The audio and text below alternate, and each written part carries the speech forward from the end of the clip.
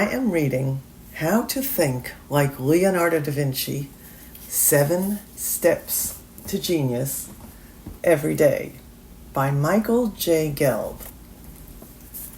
And it's a really wonderful book, and I just wanted to talk about it because who doesn't want to think like Leonardo da Vinci?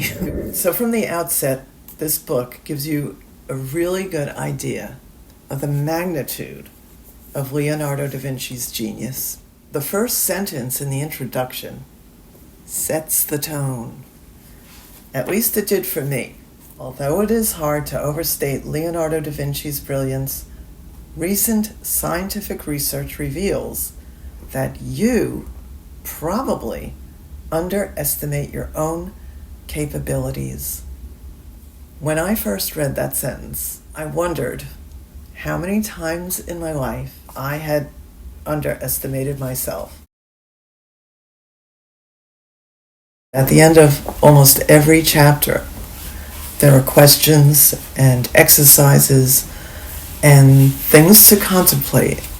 The author suggests to just read the entire book first, and I agree with this because I'm not one for doing a lot of homework. The first thing you'll learn to do when you read this book is to get a little notebook to write down your thoughts and revelations and have the book with you at all times. I chose a smaller book because it's less overwhelming. It could fit in your bag if you carry one. When I would review my little book of my genius ideas that I had written, I had forgotten most of them, if not all of them, but I am older.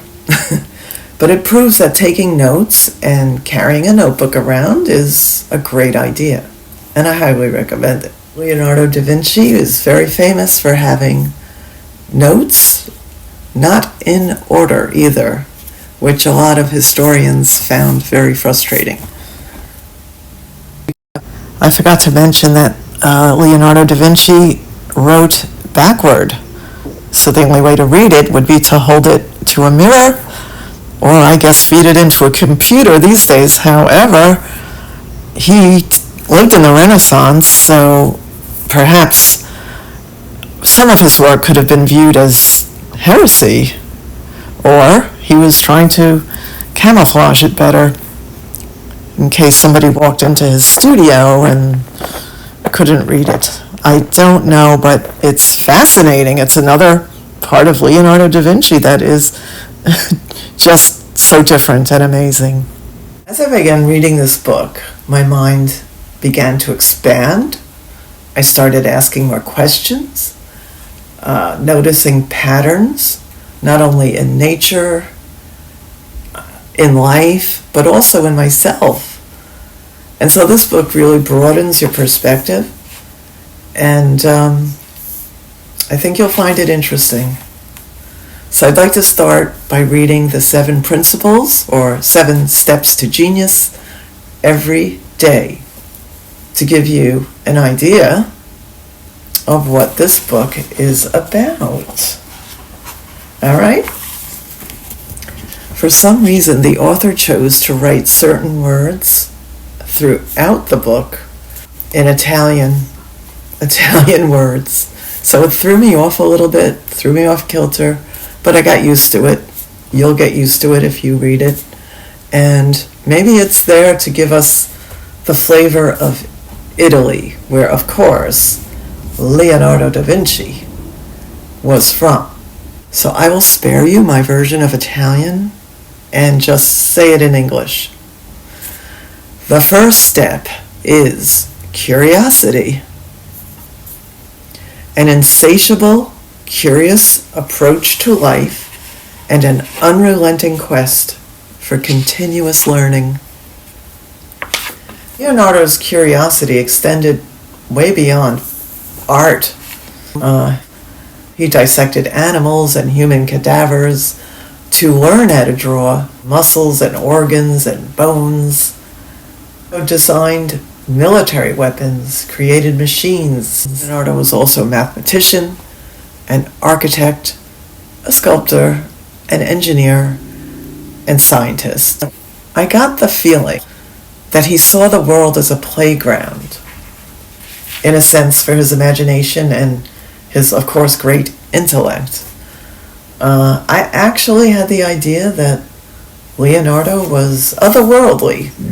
That's how extraordinary this man was.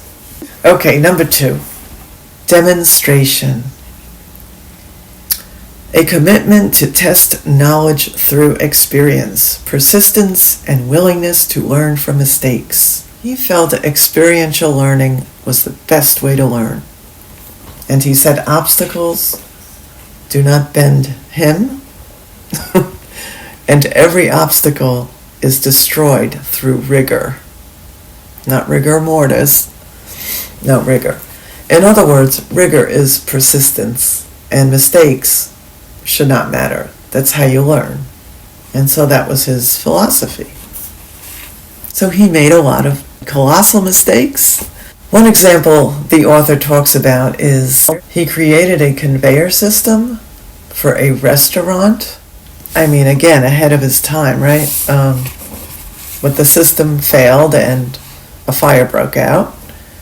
But he luckily designed a sprinkler system, again, ahead of his time. But too much water came out and caused the food to get washed away, and it was a big debacle. So he wasn't perfect. None of us are, even if you're otherworldly. So mistakes are learning opportunities. Number 3, sensation.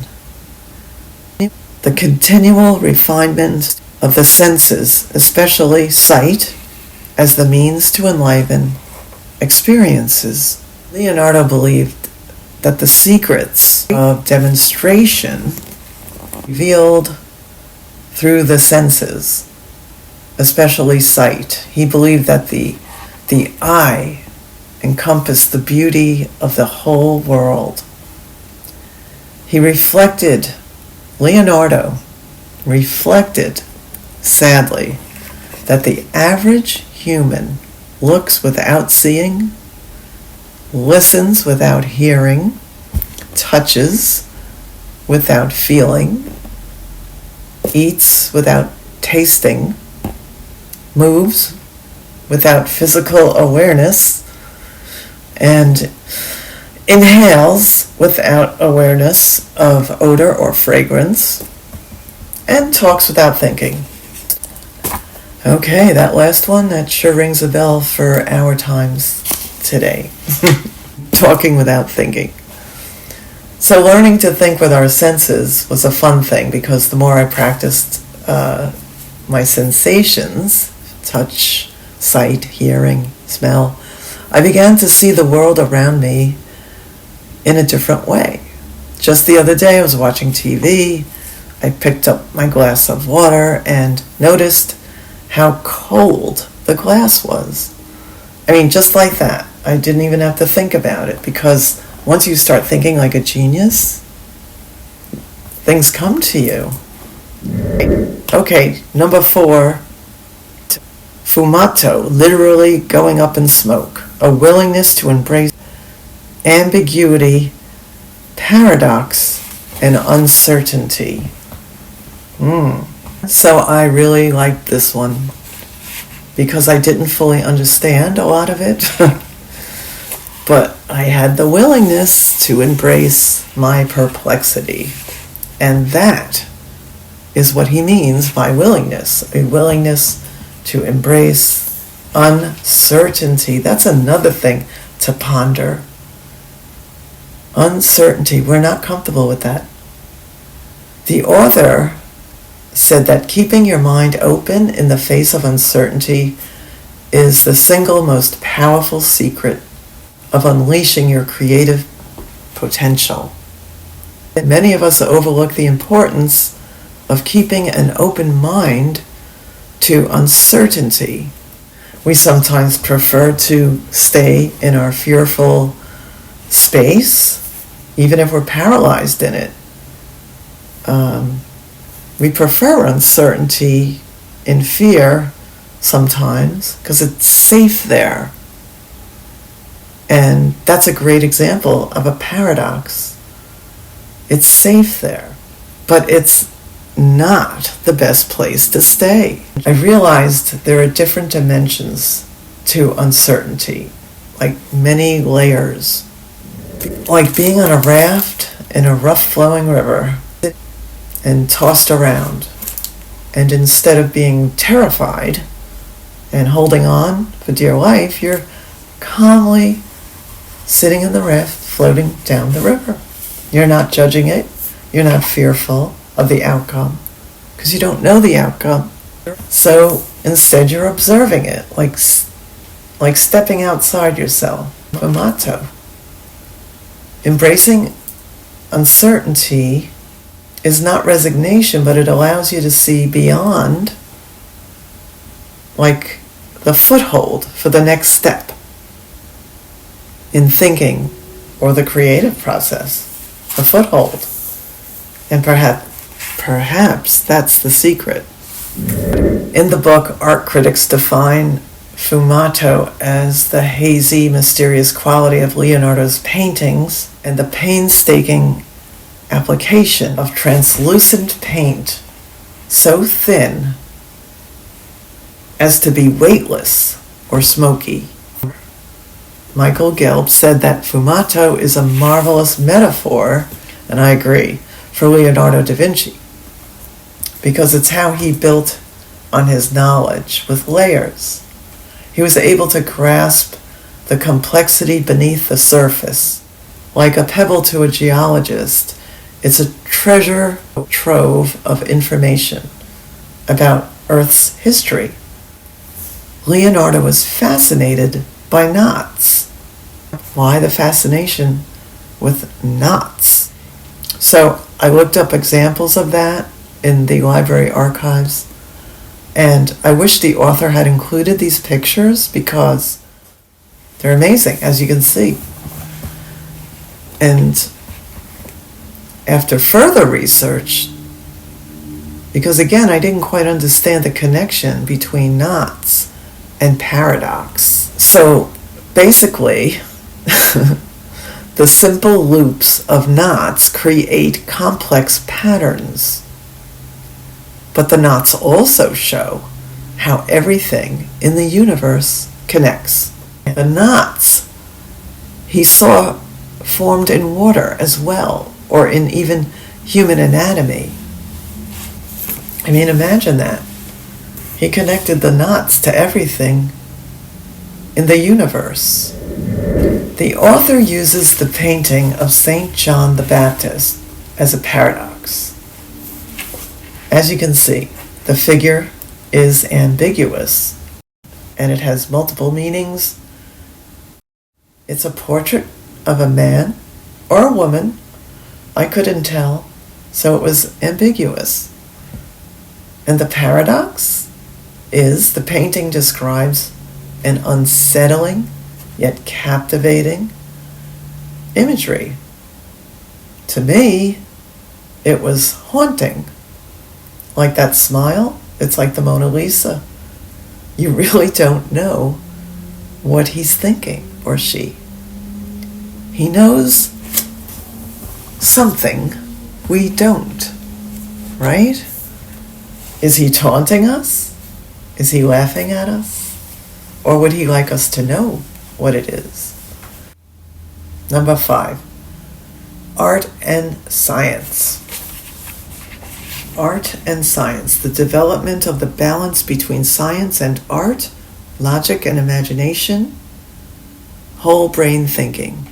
So Leonardo combined whole brain thinking, which engaged all parts of the brain: logic, creativity, analysis, and intuition to solve problems.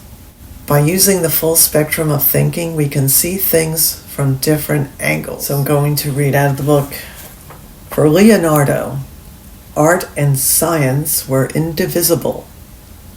In his treatise on painting, he cautions potential adepts, quote, "Those who become enamored of the art without having previously applied to the diligent study of scientific part of it may be compared to mariners who put to sea in a ship without rudder or compass, and therefore cannot be certain of arriving at the wished-for port. So there. Number 6 is physical embodiment, the cultivation of grace, ambidexterity, fitness, and poise. Leonardo da Vinci had incredible physical strength. Not only could he bend a horseshoe with his bare hands, he could stop a horse at full gallop by grabbing the reins. He could bend the iron ring of a door knocker with one hand. And Dr. Kenneth Keel, author of Leonardo da Vinci the Anatomist, refers to him as a, quote, unique genetic mutation, and emphasizes that his, quote, approach to the anatomy of the human body was significantly influenced by his own remarkable physical attributes. In his anatomical notebooks, he reasoned that arterial sclerosis causes accelerated aging and is the result of lack of exercise. Whew, okay, well, I wish I had known that a couple of years back. He was also a vegetarian. He said diet was the key to everything, again, ahead of his time. And he believed that we should accept personal responsibility for our health and well-being. So, especially in those days, he knew. Okay, the 7th. We have connection, a recognition of and appreciation for the interconnectedness of all things and phenomena, systems, thinking, learning to look at the big picture. He liked to connect the dots, like waves of water looked like curly hair. A stone, when it hits the water, creates ripples that you don't even know where they end. And the human body, he saw, again, ahead of his time, as a larger system, not parts. It was all one system. That's pretty remarkable. So those are the 7 steps to genius every day. And this book not only gives questions, assignments, and all sorts of things, it also offers a beginner's drawing course at the back. It's the Da Vinci drawing course. So there's a lot in this book, and I enjoyed it very much, and I hope you got a good feel for it. There's so much more. I just touched upon the 7 steps. Once you start thinking like a genius, you automatically begin connecting the dots. So that's it, folks. I hope you enjoyed How to Think Like Leonardo da Vinci, 7 Steps to Genius. Bye, guys.